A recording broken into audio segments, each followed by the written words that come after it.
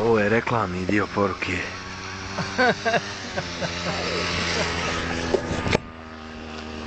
Na kraju, jel? Jeste. Tako nekako to dođe. Svakog pojedinačno.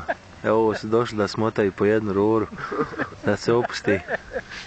Ovog je već ufatilo, on se već odavno smije. A ovo je glavni boss ovaj ovdje. Jesi, ovi su poslije utakmice, možeš im raditi šta hoćeš. Jebani, kako god okriš.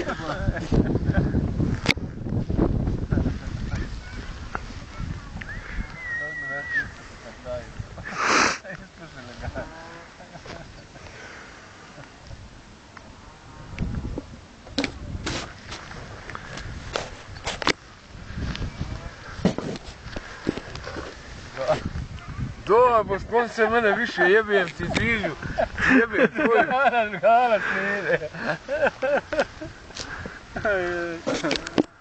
Ovaj je najmudriji. Evo ovaj, vidi ga. Kod njega je bojler od 60 litara.